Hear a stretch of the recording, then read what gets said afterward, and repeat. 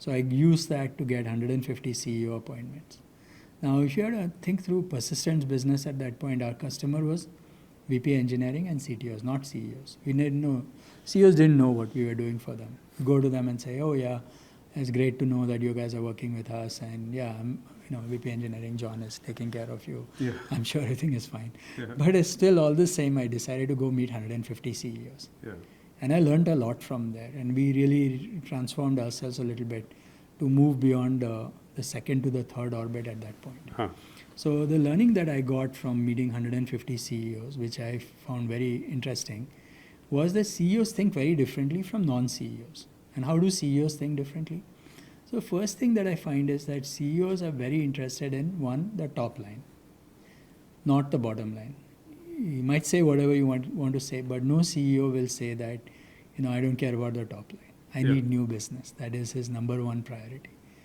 The second thing I found is that the CEOs typically are very good at picking those small number, I'd say 5 to 7 areas that are their personal projects. Everything else they delegate. So if you're not in those 5 to 7 projects or whatever, then the CEO is not interested in meeting you or even following up with you.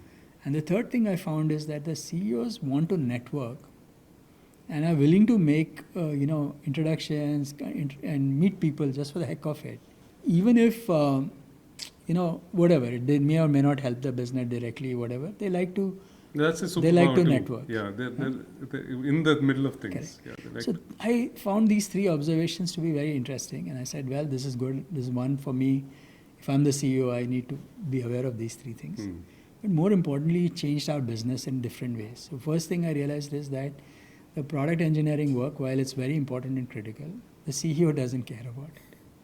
It's the VP engineering's problem. Only in the startups you get the CEOs who are also VP engineering, but large companies typically, the VP engineering is someone else. So I figured, what can I do that would be relevant to get the CEOs interested? So we started to move from being responsible for building the product to saying, we'll do everything around the product. So we'll help you deploy it, we'll take you to customers, we'll give you information about what's happening in the market. A bunch of other things that CEOs are more interested in. So that was one important thing that I changed.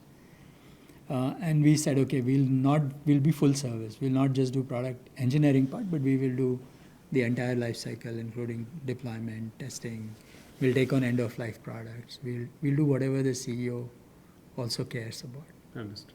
So that was very, very valuable, and that I found very useful.